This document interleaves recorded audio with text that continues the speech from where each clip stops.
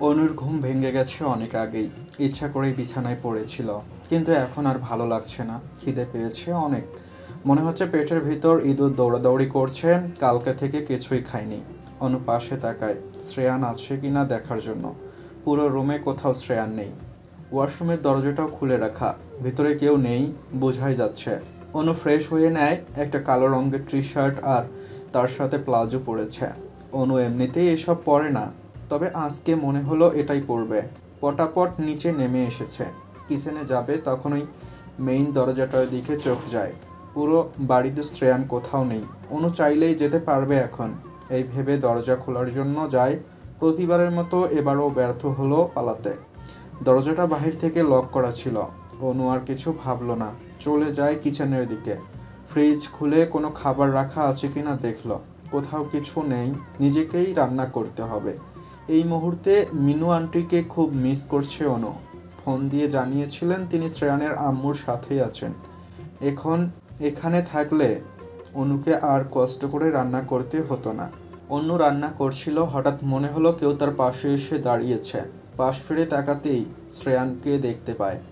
কালো রঙের T shirt পরা, লম্বা চুলগুলো এসে এলোমেলো হয়ে কপালে পড়ে এসে নেশাভরা দৃষ্টিতে তাকিয়ে আছে অনুর দিকে। মিনিট কয়েক তাকিয়ে চোখটা আবার অন্যদিকে সরিয়ে নিয়েছে অনু। অনু চুলায় বসানো রান্নার দিকে মনোযোগ দিল। শ্রেয়ান অনুর কাছে গিয়ে দাঁড়ায়, নিজের দুহাতে জড়িয়ে ধরে অনুকে। শ্রেয়ানের ঠোঁট অনুর গলা স্পর্শ করতেই কেঁপে উঠেছে অনু। শ্রেয়ানের ঠোঁট অনুর শ্রেয়ানের থেকে নিজেকে ছাড়ানোর চেষ্টা করতেই গম্ভীর কণ্ঠে বলে উঠল শ্রেয়ান, তোমাকে মারছি আমি? বাচ্চাদের মতো চটপট করছো কেন? ভালো লাগছে না আমার। ভালো না লাগলেও আমাকে সহ্য করতে হবে। শ্রেয়ানের এভাবে হুটহাট কাছে আসাটা অনুর একেবারে অপছন্দ। না কিছু বলতে পারে আর না সহ্য করতে পারে। কিছু বললেই বড়সড় ধমক খেতে হয় অনুকে। শ্রেয়ান গ্যাসটা অফ করতেই অনু চিৎকার করে বলে উঠছে, খিদে পেয়েছে আমার, খাবার বানাবো সরুন। অনু শ্রেয়ানের মুখের দিকে তাকিয়ে কথাটা বলেছে মাত্র, সাথে সাথেই শ্রেয়ান নিজের ঠোঁট জোড়া মিলিয়েছে অনুর গোলাপ রাঙ্গা ঠোঁটের সাথে। হঠাৎ এমন হওয়ায় কেঁপে উঠেছে অনু, খামচে ধরেছে শ্রেয়ানের হাত। কিছুক্ষণ পর শ্রেয়ান অনুকে ছেড়ে দেয়। অনু জোরে জোরে শ্বাস টানছে, রেগে মেগে তাকিয়ে আছে শ্রেয়ানের দিকে। শ্রেয়ানের এসব কাজ কর্মে অতিষ্ঠ অনু। কিছু বলবে তখনই শ্রেয়ান নিজের আঙ্গুল দিয়ে অনুর ঠোঁট চেপে ধরে। অনুকে এভাবে রাগ করতে দেখে ঠোঁট কামড়ে হাসছে শ্রেয়ান। অনুর দিকে কিছুটা ঝুঁকে বলে, আদর দিলাম, পেট ভরেনি? আরও লাগবে? ভালো লাগছে না এইসব, ছাড়ুন তো আমায়। শ্রেয়ানের হঠাৎ এমন কাজে রাগ হলো অনুর। ধাক্কা দিয়ে নিজের থেকে সরাতে চাইল শ্রেয়ানকে। শ্রেয়ান ভুরুজোড়া কুঁচকে তাকিয়েছে অনুর দিকে, আবার ঠোঁট মিলিয়েছে অনুর ঠোঁটের সাথে। ঠোঁটে কামড় পড়তেই ব্যথায় চোখ বন্ধ করে নিয়েছে অনু। শ্রেয়ান তাকালো অনুর দিকে। অনুর ঠোঁটের কেটে যাওয়া অংশে নিজের আঙ্গুল চেপে ধরে অনুর কানের কাছে গিয়ে বলছে শ্রেয়ান, তুমি চাও বা না চাও, তোমার শরীরের প্রতিটা ইঞ্চিতে আমার ঠোঁটের স্পর্শ থাকবে সুইটহার্ট। এবার থেকে অভ্যাস করে নাও, প্রতিদিন এমন হবে। অনু শ্রেয়ানের হাতটা এক ঝটকায় সরিয়ে দিয়েছে। রেগে মেগে বলেছে তাকে, যেতে দিন আমাকে। প্রতিদিন এত যাই যাই করো কেন? কোথায় যাবে তুমি? চলে যাব আপনাকে ছেড়ে। অনুর কথা শুনে শ্রেয়ান রেগে গেছে। ফর্সা চেহারায় মুহূর্তেই অন্ধকার নেমে এসেছে। পাশে থাকা কাচের গ্লাসটা ছুঁড়ে ফেলছে মেঝেতে। সাথে সাথে ভেঙে টুকরো টুকরো হয়ে গেছে গ্লাসটা। অনু আঁতকে উঠেছে শ্রেয়ানের এমন রাগ দেখে। আবারও ভুল করল, কেন বলেছে চলে যাবে। ভয়ে অনু চলেই যাচ্ছিল। এখান থেকে না গেলে শ্রেয়ান সব রাগ অনুর ওপরেই ঝাড়বে। হাতে টান পড়ে অনুর। শ্রেয়ান অনুকে টেনে নিজের কাছে নিয়ে আসে, আচমকাই কোলে তুলে নেয়।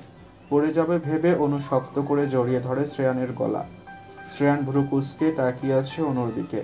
অনু কয়েক সেকেন্ড তাকিয়ে চোখ সরিয়ে নিয়েছে, চোখের দিকে তাকানোর সাহস পাচ্ছে না শ্রেয়ানের। অনুকে কোলে নিয়ে শ্রেয়ান তার বেডরুমের দিকে হাঁটা শুরু করে।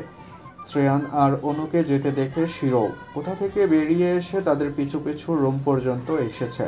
শ্রেয়ান ভ্রু কুঁচকে শিরোর দিকে তাকাতেই শিরো বেচারা বাধ্য দাসের ন্যায় রুম থেকে বেরিয়ে গেছে। হয়তো বুঝতে পেরেছে মালিকের তাকানোর মানে। সাদা ধবধবে বিছানাটায় শুয়ে আছে অনু। অনুকে নিজের বুকে আষ্টে পৃষ্ঠে জড়িয়ে রেখেছে শ্রেয়ান। শক্ত করে জড়িয়ে ধরায় অনুর মনে হচ্ছে এখনই আলু ভর্তা হয়ে যাবে। শ্রেয়ানের শ্বাস পড়ছে অনুর বুকে। অনু বারবার কেঁপে উঠছে। শ্রেয়ান এখন শান্ত। কিছুক্ষণ আগের রাগটা কোথায় চলে যেন গিয়েছে।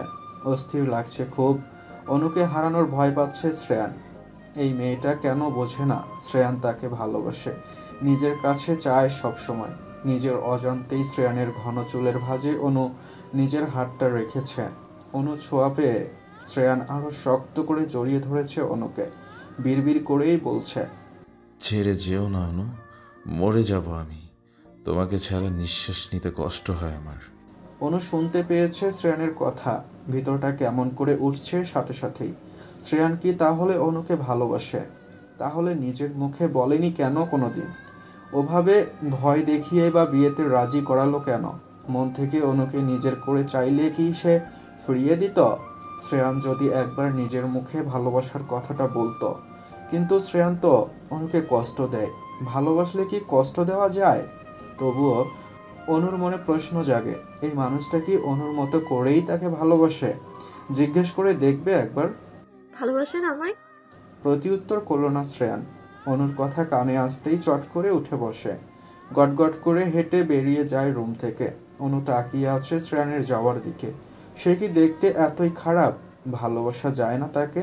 কেন বারবার নিজের ব্যবহারে শ্রেয়ান অনুকে বোঝায় সে কোনোভাবেই অনুকে ভালোবাসে না, ভালোবাসতে পারে না। অনুর মনে গড়ে ওঠা ভালোবাসা নিমিষেই শেষ হয়ে গেছে। অনু আর ভাববে না এই মানুষটাকে নিয়ে। কিচেনে গিয়ে অনুর জন্য খাবার বানিয়ে নিয়ে এসেছে শ্রেয়ান। অনু তখন বলেছিল তার খিদে পেয়েছে। শ্রেয়ানের হুট করেই মনে পড়ে এটা, তাই কিছু না ভেবেই কিচেনে চলে এসেছিল তখন। হাতে খাবারের প্লেট নিয়ে রুমে ঢোকে শ্রেয়ান।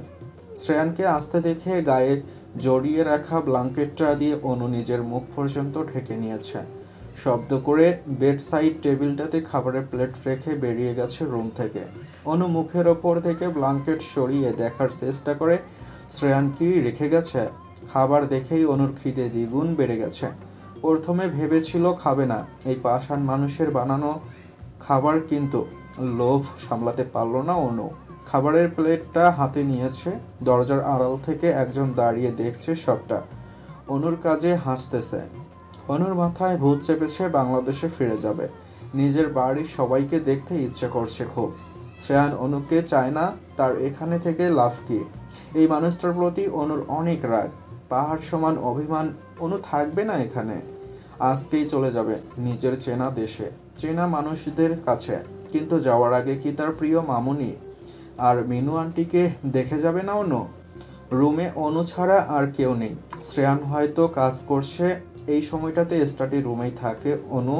কিছু একটা ভেবে স্টাডি রুমের কাছে যায়। টেবিলের ওপর রাখা ল্যাপটপের দিকে তাকিয়ে কারোর সাথে কথা বলছে শ্রেয়ান।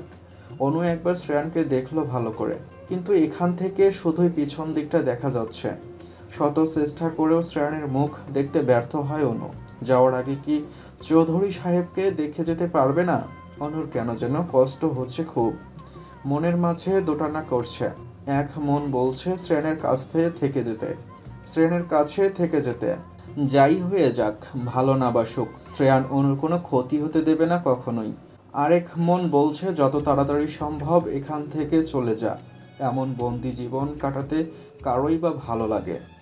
অনু ভাবলো থেকে যাবে। পরক্ষণেই আবার শ্রেয়ানের দেওয়া কষ্টের কথা মনে পড়ল। যখন তখন অনুর গায়ে হাত তোলা, রোহানের সাথে কথা বলেছিল মাত্র, এতেই পাষাণের মতো অনুকে কষ্ট দিয়েছে শ্রেয়ান। কিভাবে ভুলবে এসব? তাছাড়া অর্ণব আর অহনা, তাদের কি হয়েছে, কোথায় আছে অনুকে জানতে হবে। আস্তে করে দরজাটা টেনে আনলো বন্ধ করার জন্য। তখনই অনুর নজর পড়ল দেয়ালে টাঙ্গানো ছবিটার দিকে। জানালা দিয়ে আসা হালকা বাতাসে ছবির ওপরে রাখা পাতলা কাপড়ের সুন্দর সোনালি রঙের পর্দাটা উড়ে গেছে।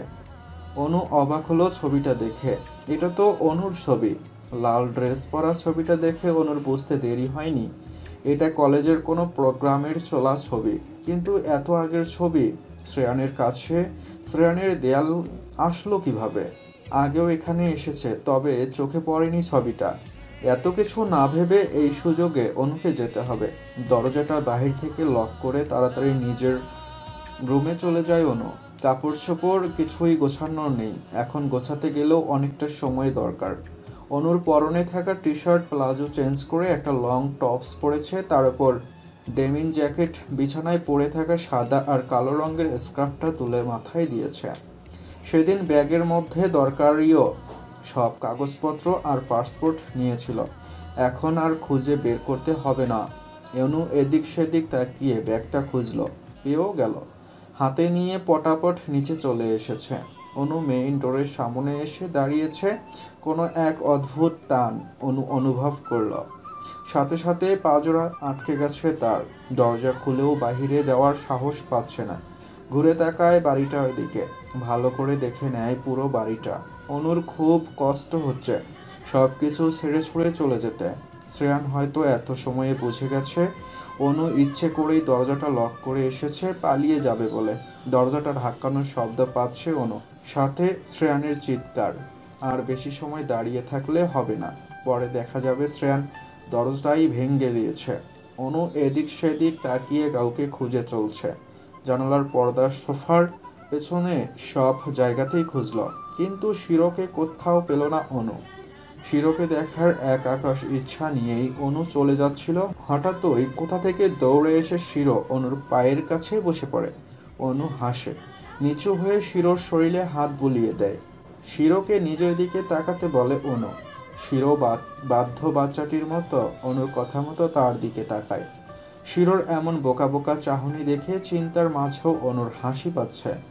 আবারও শিরোর শরীরে হাত বুলিয়ে বলে, আমার চৌধুরী সাহেবকে দেখে রাখবি শিরো, তোকে দায়িত্ব দিয়ে গেলাম। আমি চলে গেলে সব রাগ তার উপরে দেখাবে, তোর উপর দেখাবে। তুই রাগ করে চলে যাবি না কিন্তু। কোনো কিছু ভাঙ্গার বিকট শব্দ কানে আসতেই অনু দোতলার স্টাডি রুমের দরজার দিকে তাকায়। অতিরিক্ত রাগে শ্রেয়ান হয়তো ভাঙচুর করছে। অনুর ইচ্ছে করছে দরজাটা গিয়ে খুলে দিতে, শ্রেয়ানকে দুহাতে শক্ত করে জড়িয়ে ধরে বলতে, ওর ভুল হয়ে গেছে, আমি কোথাও যাব না আপনাকে ছেড়ে। কিন্তু অনুর মনে ভয়েরা বাসা বেঁধেছে। শ্রেয়ান এত সময়ে বুঝে গেছে সবটা। এখন অনুকে চোখের সামনে পেলে আর আস্ত রাখবে না। অনু চলে যাচ্ছিল, চোখ যায় সোফায় ফেলে রাখা শ্রেয়ানের পরনের শার্টটার দিকে। অনু গিয়ে শার্টটা হাতে তুলে নেয়। শার্টটা থেকে চেনা পারফিউম, চেনা মানুষের শরীরের গন্ধ পাচ্ছে অনু। কিছু একটা ভেবে নিজের কাঁধে ফেলে রাখা ব্যাগটাতে অন্য জিনিসগুলোর পাশে এটাও নিয়ে নেয়। শিরোকে রেখে অনু চলে যায়। শিরো অসহায়ের মতো তাকিয়ে আছে অনুর যাওয়ার দিকে। অনু আগে থেকে রিন্তিহাকে মেসেজ করে রেখেছিল এয়ারপোর্টে আসার জন্য, বারবার বলে দিয়েছে রেহানকে যেন সাথে করে না নেয়। রিন্তিহাও শুনেছে অনুর কথা। অনু না বললেও রেহানকে জানাতো না। রিন্তিহা চায় না বারবার শ্রেয়ান আর অনুর মধ্যে রেহানের জন্য ঝামেলা হোক। তবে অনুর চলে যাওয়ার সিদ্ধান্তটাকে কোনোভাবেই সমর্থন করেনি রিন্তিহা। অনুকে বুঝিয়েও লাভ হয়নি। তার ধারণা শ্রেয়ান এখন অনুকে কাছে পেলে এই অপরাধের জন্য মেরেই ফেলবে।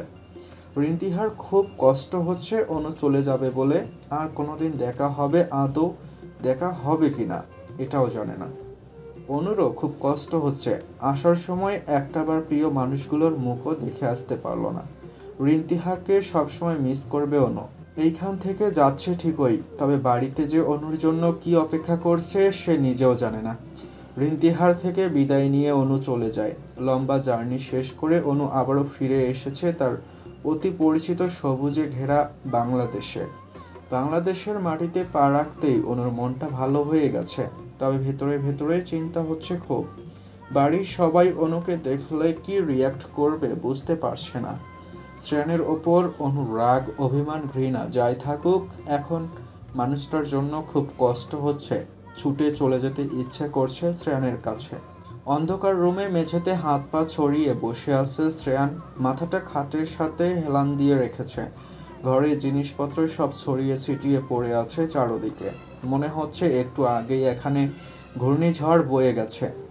দেয়ালে টাঙ্গানো অনুর ছবিটার কাঁচ ভেঙে গুঁড়ো গুঁড়ো হয়ে গেছে। ভাঙ্গা কাচের ওপরে ফোঁটা ফোঁটা রক্ত পড়ে আছে। মিহা আর রাতুল পাশেই দাঁড়িয়ে আছে। এসেছিল অনেক আগেই, তখন থেকেই দেখে যাচ্ছে এসব। শ্রেয়ানের এমন বিধ্বস্ত অবস্থা দেখে আঁতকে উঠেছে দুজনই।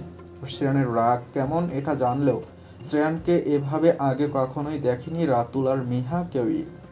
শ্রেয়ানের চোখ দুটো লাল হয়ে আছে আর বারবার কি যেন বলছে, ড্রিঙ্কস করছে অনেক, কোনো কথাই বোঝা যাচ্ছে না ভালো করে।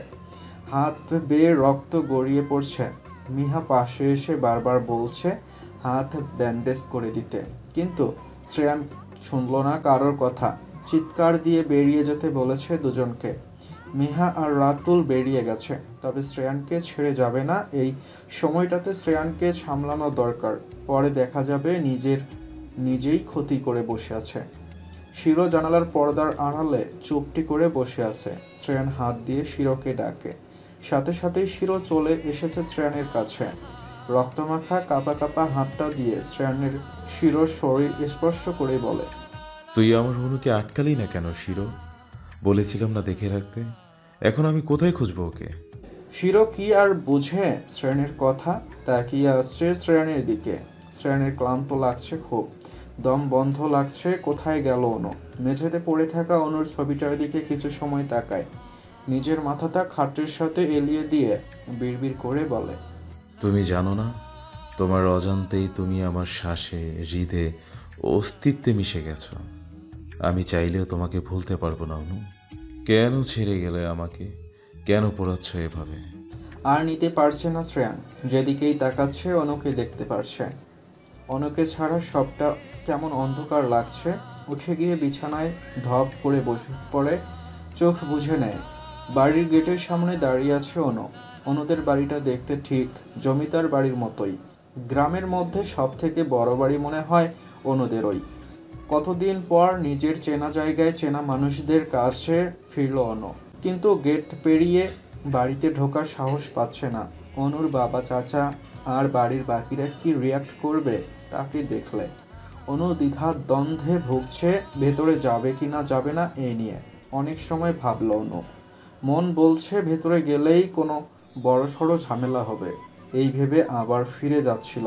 আসার আগে মিলার সাথে কথা হয়েছে, এখন আপাতত মিলার কাছেই যাবে। পরে নিজের ভাই বোন কোথায় আছে, কি করছে, আদৌ বাড়িতে কিনা, এসব জানতে হবে অনুকে।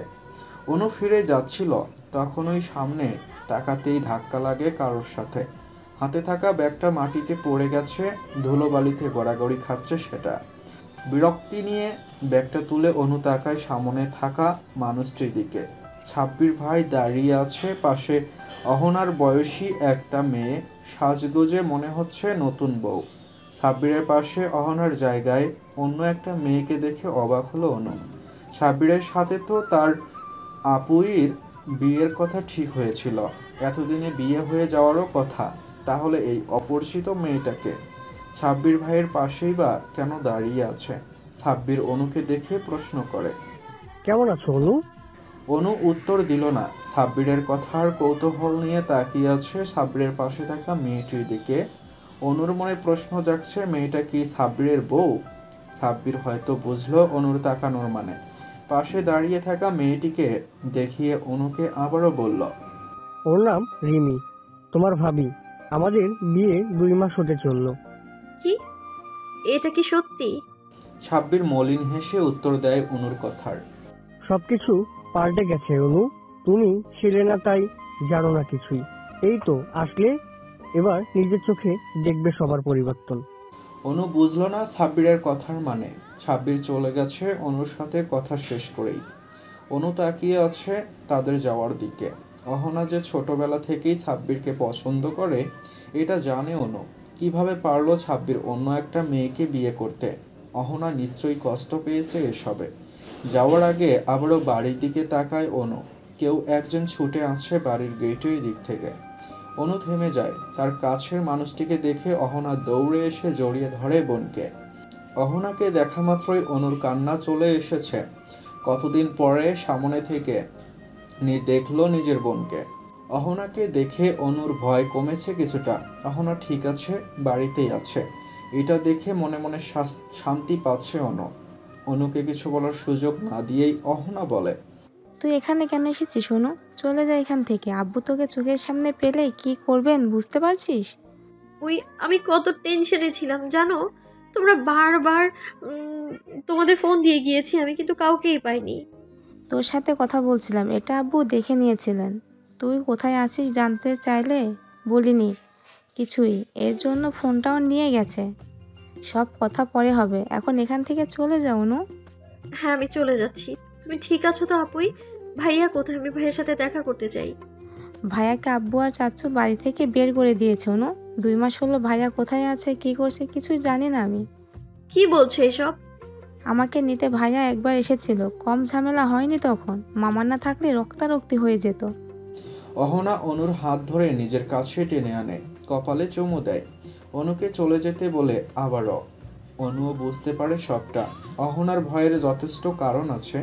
অনু চলেই যাচ্ছিল, চোখের সামনে বাবা আর চাচাকে দাঁড়িয়ে থাকতে দেখে শরীরে কাঁপ শুরু হয়ে গিয়েছে দুই বোনের। অনু আর অহনা একজন অন্যজনের দিকে তাকিয়ে আছে। জাফর শিকদার এগিয়ে আসেন মেয়েদের দিকে, কটমট কণ্ঠে বলে ওঠেন, কোথায় ছিলে তুমি? অনু মাথাটা নুইয়ে রেখেছে। কি বলবে এখন? কি জবাব দেবে বাবার প্রশ্নের? অহনা অনুর হাত ধরে অনুকে নিজের কাছে নিয়ে আসে, আমতা আমতা করেই বলে ওঠে বাবাকে, আব্বু আসলে অনু ভয় পাচ্ছে, ওকে একটু সময় দাও। আমি তোমাকে প্রশ্ন করিনি না, সবসময় ভাই বোনের দোষ লুকানোর বন্ধ করো। অনু, কোথায় ছিলে তুমি? আমি জানতে চাইছি, উত্তর দাও। জাফর শিকদার এত জোরেই ধমক দিয়ে কথাটা বলেছেন, উঠোনে দাঁড়িয়ে থাকা অনুর আম্মু আর চাচি দৌড়ে এসেছেন গেটের সামনে কি হয়েছে দেখার জন্য। অনু এখনো আগের মতোই তাকিয়ে আছে মাটির দিকে, উত্তর দেয় বাবার কথার।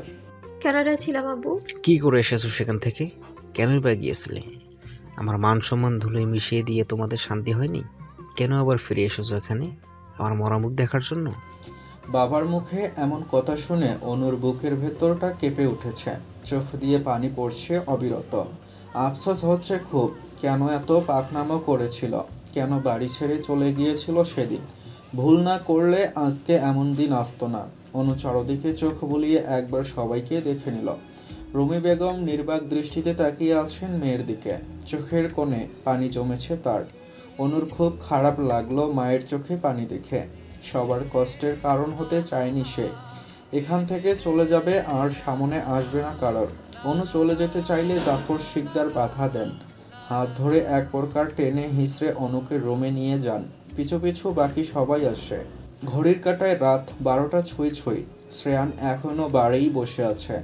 মিহা আর রাতুল ফোন দিয়ে পায়নি এই সময়টাতে। দেবদাস সেজে বারে বসে ড্রিঙ্কস করবে এটা ভালো করেই জানে দুজনে। তাই চলে এসেছে বন্ধুর দায়িত্ব পালন করতে। অনেক জোরাজুরি করেও শ্রেয়ানকে এখান থেকে এক পাও নড়াতে পারেনি তারা। বাধ্য হয়েই শ্রেয়ানের আম্মুকে ফোন দিয়েছে। সকাল থেকে এখন পর্যন্ত কি হয়েছে সব কথা শোনার পর সামিনা ইয়াসমিন চৌধুরী চিন্তায় চিন্তায় অজ্ঞান হয়ে যাওয়ার মতো অবস্থা। সেদিনের মতো মনে হচ্ছিল আজকে আবার অসুস্থ হয়ে পড়বেন, কিন্তু ওনাকে এই অবস্থায় শক্ত থাকতে হবে, ছেলেকে বোঝাতে হবে। রাজেশ চৌধুরী নাক ডেকে ঘুমাচ্ছেন। এইসব শুনলে যে লঙ্কা কাণ্ড বাঁধাবেন জানেন তিনি। এই মুহূর্তে কোনো ঝামেলা চান না নতুন করে। তাই কিছু না জানিয়ে চুপচাপ ড্রাইভারকে নিয়ে বেরিয়ে গেছেন মিহার দেওয়া ঠিকানায়। ছেলেকে কোনো রকমে বুঝিয়ে সুজিয়ে বাড়িতে নিয়ে এসেছেন। শ্রেয়ান ছোট্ট বাচ্চাটির মতো মাকে জড়িয়ে ধরে রেখেছে, কষ্ট হচ্ছে খুব। শ্রেয়ানের ভালোবাসার কি কোনো কমতি ছিল? অনু কেন বারবার এমন করে? কেন আবারও শ্রেয়ানকে ছেড়ে চলে গেল? শ্রেয়ান মাকে জড়িয়ে ধরে রেখেছে, বিড়বিড় করে বারবার বলছে, অনুকে এনে দাও আম্মু, আমি মরে যাচ্ছি ওকে ছাড়া। এই বাড়িতে থাকলে আমার দম বন্ধ লাগছে। ছেলের এমন বিধ্বস্ত অবস্থা দেখে বুকের ভেতরটা বারবার কেঁপে উঠছে সামিনা ইয়াসমিন চৌধুরীর। শ্রেয়ানকে কখনোই এভাবে দেখেননি তিনি। অনুর প্রতি শ্রেয়ান ঠিক কতটা দুর্বল এটাও বুঝতে পারছেন। মনে মনে ঠিক করেছেন বাংলাদেশে যাবেন, মুখোমুখি হবেন পুরনো মানুষদের। যেভাবে হোক ছেলের বউকে নিয়ে আসবেন সাথে করে। শ্রেয়ানের মাথায় হাত বুলিয়ে দিচ্ছেন ছোট্টবেলার মতো করে। কতদিন পর ছেলেকে কাছে পেয়েছেন তিনি। শ্রেয়ানও বাচ্চাদের মতো মায়ের কোলে মাথা রেখে ঘুমিয়ে পড়েছে। অনু বাড়িতে এসেছে 3 দিন হলো। ভেবেছিল এত বড় অপরাধের জন্য বাবা তাকে মেরেই ফেলবে, কিন্তু সবাইকে অবাক করে দিয়ে অনুকে কয়েকটা ধমক দেওয়া ছাড়া কিছুই বলেননি জাফর শিকদার। আসার পর থেকেই রুমে বসে আছে অনু। অহনা ছাড়া বাকি কেউ একবারও অনুর রুমের সামনে আসেনি। কিছু না বললে কি হবে, নিজের কাজেই সবার পর হয়েছে অনু, বুঝতে পারছে এটা। বিছানায় পড়ে ছটফট করছে শুধুই, ঘুম আছে না দু চোখের পাতায়, ভালো লাগছে না কিছুই, খালি মনে হচ্ছে কিছু একটা নেই। খুব অনুশোচনা হচ্ছে অনুর। মামুনি আর মিনু আন্টি অনুকে এত ভালোবাসা দিল, কিন্তু সব কিছু ছেড়ে ছুঁড়ে চলে আসলো, তাদেরকে একবার জানালো না পর্যন্ত। মেঝের দিকে তাকাতেই অনুর ছোট্ট বিড়াল ছানাটির দেখতে পায়। অনুর মনে পড়ে শিরোর কথা, মনে প্রশ্ন জাগে, আচ্ছা শিরোর রাগী মালিকটা কি করছে? অনুকে শাস্তি দেওয়ার কথা ভাবছে নিশ্চয়ই। অনু কি ওনার কাছে এতটাই গুরুত্বপূর্ণ?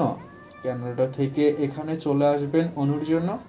নিজের আকাশ পাতাল ভাবনায় নিজেই বিরক্ত অনু। কেন ভাবছে এসব? চলে এসে ভালোই করেছে। যে অনুকে চায় না তার কাছে সে কেন পড়ে থাকবে? অনুর হুট করেই কিছু একটা মনে পড়ে। বিছানা থেকে উঠে গিয়ে সাথে নিয়ে আসা সেই ব্যাগটা বের করে। আসার সময় শ্রায়নের টি শার্টটা সাথে করে নিয়ে এসেছিল। এটাই খুঁজছিল অনু। টি শার্টটা হাতে নিয়ে নাকের সামনে ধরে চেনা পারফিউমে চেনা মানুষের শরীরের গন্ধ পাচ্ছে অনু। কেন এমন অদ্ভুত টান অনুভব করছে ওই মানুষটার প্রতি?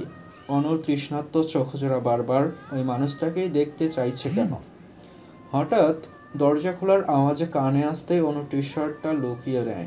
অনুর আম্মু দাঁড়িয়ে আছেন দরজার সামনে, পাশেই অহনা। অনু মুখে হাসি টেনে মাকে ভেতরে আসতে বলে। অনু লক্ষ্য করলো তার মায়ের মুখে সেই মিষ্টি হাসিটা কোথায় যেন বিলীন হয়ে গেছে, মুখের মধ্যে কেমন গম্ভীর ভাব চলে এসেছে। অনুর আম্মু কথা বলছে না দেখে অনু আবারও কিছু বলতে চাচ্ছিল, তার আগেই রুমি বেগম বলে ওঠে, দেখতে আসলাম, তুমি আবার কোনো অঘটন ঘটালে কিনা? আম্মু ওকে একটু শান্তি মতো বাঁচতে দাও, কেন বলছে এসব সবাই মিলে? চুপ থাক অহনা, এই মেয়ের কি লাজ লজ্জা আছে? নিজের স্বপ্ন পূরণ করবে বলে বোনের জীবনটা তো নষ্ট করেছে, ভাইটাকে বাড়ি ছাড়া করেছে। আমার তো ওকে দেখলেই মারতে ইচ্ছে করে। কোন পাপ করে যে আমি ওকে পেটে ধরেছিলাম আল্লাহই জানে। অনুর চোখের কোণে পানি জমেছে। অনুর যে আম্মুকে তাকে হাতে তুলে ভাত পর্যন্ত খাইয়ে দিতেন, তার মুখ থেকে এমন কথা শুনতে হচ্ছে আজকে।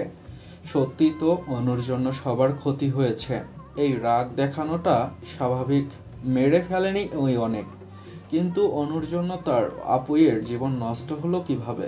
কি হয়েছিল সেই দিন? অনুর আম্মু কথা বলে রুম থেকে বেরিয়ে যেতে দেরি করেনি। অহনা চলে গিয়েছিল, বোনের জন্য খাবার নিয়ে এসেছে। আবার সকাল থেকে অনু কিভাবে চলছে কিছুই খায়নি, অহনা লক্ষ্য করেছে এটা। খাবারের প্লেটটা অনুর সামনে ধরে অহনা বলল, আমি খাইয়ে দিচ্ছি, বিছানায় গিয়ে বস। নিজের মনের কৌতূহল দমাতে না পেরে অহনাকে প্রশ্ন করে অনু, আপুই তোমার সাথে সাবির ভাইয়ার বিয়েটা ভাঙলো কি করে? কি এমন হলো যে চাচা চাচি সাবির ভাইয়াকে অন্য কারোর সাথে বিয়ে করালো? অহনা অনুর জন্য ভাত মাখছিল, হঠাৎ এমন কথা বলে উঠবে অনু এটা ভাবেইনি অহনা। সাব্বিরের নামটা শোনা মাত্রই অহনার চোখে মুখে বিরক্তি চলে এসেছে। কষ্ট পাচ্ছে না এখন আর। অনু বুঝতে পারছে না কিছুই। তার যে আপু সাব্বিরের নাম শুনলে লজ্জায় লাল হয়ে যেত, সে কিনা এখন রাগ করছে সাব্বিরের নাম শুনে। অনুর খুব কৌতূহল হচ্ছে জানার জন্য কি হয়েছিল সেই দিন। অনু যাওয়ার পর তার বাবা চাচারা কি রিয়াক্ট করেছিল। অহনা অনুর দিকে তাকিয়ে বলে, তোকে এত কিছু জানতে হবে না অনু, খেয়ে নে আগে, আমাদের অনেক কাজ, ভাইয়াকে খুঁজে বের করতে হবে। ভাইয়াকে খুঁজে বের করে নিব আমরা দুজন মিলে। কিন্তু সেই দিন ঠিক হয়েছিলটা কি? তোমার সাথে সাবির ভাইয়ের বিয়ে ভাঙলো কিভাবে? আমাকে একটু সবকিছু বলো না আপুই। অহনা কিছুতেই বলতে চাইছিল না কি হবে পুরনো কথা তুলে, কিন্তু অনুর জেদের কাছে হার মেনেছে। অহনা বাধ্য হয়েই বোনকে সবটা বলতে হয়েছে। অনু চলে যাওয়ার পর পাড়া প্রতিবেশী সবাই কটু কথা শোনাচ্ছিল অহনাদের। সবার এটাই মনে হয়েছে অনু কোনো ছেলের জন্য বিয়ের আসর ছেড়ে পালিয়েছে। এদিকে রাহিদ ছেলেটাকে খুঁজে পাওয়া যাচ্ছিল না, কেউ মেরে হসপিটালে ভর্তি করে রেখে গিয়েছিল। অহনারা সবাই আঁতকে উঠেছিল রাহিদের অবস্থা দেখে। ছেলেটাকে মারতে মারতে আধমরা বানিয়ে ফেলেছিল কেউ। মানুষ হয়ে মানুষকে এভাবে কেউ মারতে পারে জানা ছিল না অহনার। এ তো দোষ অনুরই। সবাই বলাবলি করছিল অনুর যে ছেলের হাত ধরে পালিয়ে গেছে সেই হয়তো রাগ করে এসব করেছে। পুরো গ্রামের মানুষের কাছে অপমানিত হয়েছিলেন জাফর শিকদার আর তার ভাইকে লজ্জায় মাথা কাটা যাচ্ছিল সবার। রাগে কষ্টে মানুষের কটু কথা সহ্য করতে না পেরে আত্মহত্যা করতে গিয়েছিলেন জাফর শিকদার। অহনা এত কিছু নিতে পারছিল না, সবটা খুলে বলেছিল সবাইকে। বাবার অবস্থা দেখে মনে হচ্ছিল সে ভুল করেছে। জিহাদ শিকদার আগে থেকেই জানতেন যা অঘটন ঘটানোর ওনার গুণধর ছেলেই ঘটিয়েছে। আগের দিন ধরা পড়ে মার খেয়েও শিক্ষা হয়নি। অর্ণবের সেই একই ভুল আবার করল। অর্ণবকে সবার সামনে কয়টা চড় থাপ্পড় মেরেছিলেন সেদিন হিসেব নেই। অর্ণবের এসবে যায় আসে না, তার মনে হচ্ছিল যা করেছে ঠিক করেছে। অর্ণবকে বাঁচিয়ে নিয়েছে। এই বাড়িতে থাকলে এমনিতেও যে কেউ দম আটকে মারা যাবে, যেভাবে অর্ণব নিজেই শেষ হয়ে যাচ্ছে। অর্ণব প্রমাণ দেখিয়েছিল রাহিত ছেলেটা কতটা খারাপ। একাধিক মেয়ের সাথে সম্পর্ক আছে তার, কিন্তু কে শোনে কার কথা? বরাবরের মতোই বাবা চাচা তার কথা বিশ্বাস করেনি। কারোর সাথে কোনো কথা না বলে সেদিন বাড়ি সেরেছিল অর্ণব। যাওয়ার আগে বলে গিয়েছিল অহনার সাথেও এমন কিছু করলে এখান থেকে নিয়ে যেতে 2 মিনিটও লাগবে না। বাড়ি ছেড়ে চলে গেলেও অহনার সাথে কথা হতো অর্ণবের। চাকরি করছিল, ভালোই চলছিল সব কিছু। অনুকেও প্রতি মাসে টাকা পাঠাতো, কিন্তু জাফর শিকদার আর ওনার ভাইয়ের সহ্য হয়নি এসব। নিজেদের টাকার জোরে কোনোভাবে অর্ণবের চাকরিটা খেয়ে দিলেন। অহনা শুনেছিল বাবা চাচার কথা। সেদিন আবারও অর্ণব এসেছিল, ঝামেলা হয়েছিল তার বাবার সাথে। সাব্বিরের আম্মু আব্বু অহনার সাথে ঠিক হওয়া সাব্বিরের বিয়েটা ভেঙে দিয়েছিলেন অনু পালিয়েছে বলে। যে মেয়ের বোন এমন সে মেয়েই বা কেমন হবে, এটাই তাদের কথা। চেনা মানুষদের চোখের সামনে বদলে যেতে দেখেছিল অহনা আর তার বাড়ির সবাই। এতেও অহনাকে কত কথা শুনিয়েছিল তার আম্মু আব্বু সহ বাকিরা। এত কিছু মেনে নিতে পারছিল না অহনা। অনুকে নিয়ে এত আজে বাজে কথা সহ্য করতে পারছিলই না। অর্ণব এসব দেখে বোনকে নিজের সাথে করে নিয়ে যেতে চেয়েছিল। অহনাও এই নরক থেকে বেরিয়ে যেতে চাইছিল, কিন্তু পারেনি। উল্টো বাপ চাচার সাথে ভাই ঝগড়া দেখেছে। তারপর থেকে অর্ণব কোথায় আছে কি করছে কিছুই জানে না অহনা বা বাড়ির অন্যরা। অনুর সাথে অহনা ফোনে কথা বলছিল, তখনই বাবাকে সামনে দাঁড়িয়ে থাকতে দেখে। সাথে সাথেই ফোনটা কেড়ে নিয়ে ভেঙে দিয়েছিল জাফর শিকদার। বলে দিয়েছিলেন সবাইকে অনুর নামটাও যেন মুখে না নেয় কেউ। নিজের বোনের মতো মেয়েকেও ভুলে যাবেন তিনি। সব কথা বলে অহনা থামে। চোখ দিয়ে আপনা আপনি পানি পড়ছে তার। অনু বোনকে জড়িয়ে ধরে কান্না করে ভাসাচ্ছে।